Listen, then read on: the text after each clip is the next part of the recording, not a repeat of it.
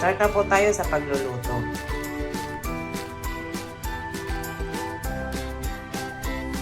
Ang atin pong kompletong ingredients. Ito ay bawang, sibuyas, luya. Siyempre ang ating karne. Gagamit din po tayo ng ginisa mix, lemongrass, mamasitas, oyster sauce, silver swan, soy sauce, oil.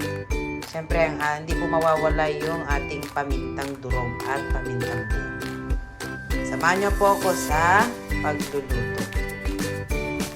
Ngayon naman po, i-dissolve lang natin yung ating coconut powder.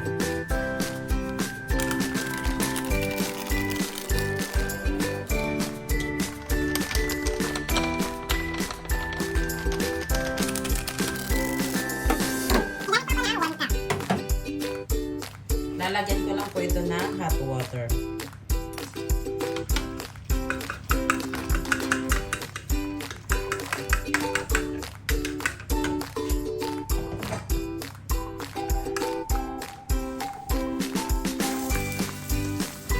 Yan. Lagay ko na rin po yung ating sibuyas. Lagay ko na rin po yung ating karne.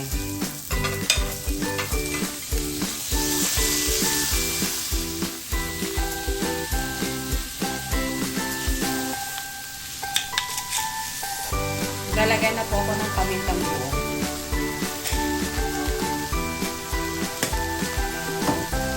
Dadagdagan ko po ito ng pamintang buo.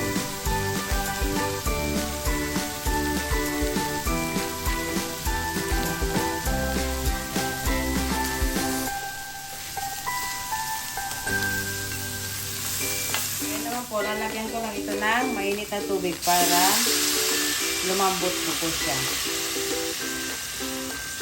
Palalambutin ko pa po muna ito. Habang ko palalambutin natin siya, lalagyan ko na rin po siya ng 1/4 cup ng soy sauce.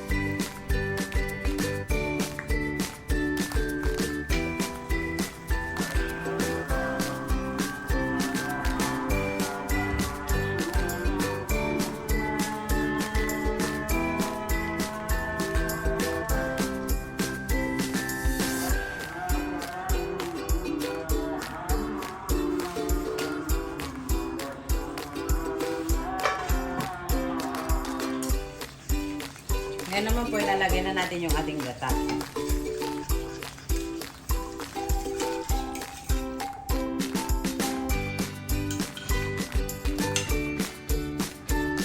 Lalagay na rin po ako ng ginisa mix, pero konti lang po.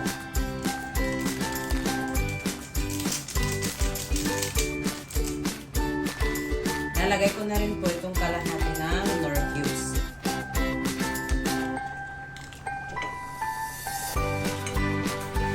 Ito na lang po ito tanawin.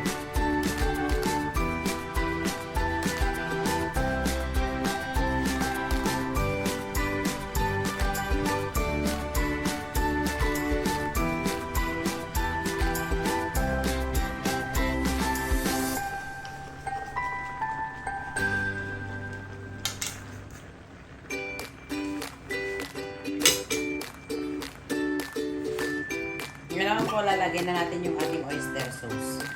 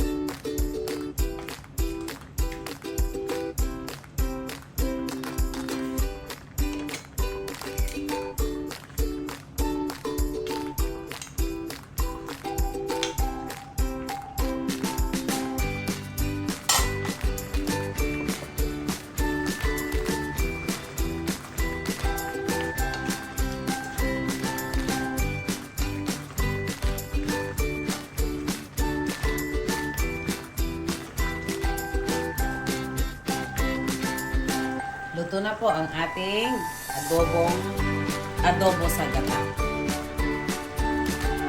Luto na po ang ating adobo sa gata.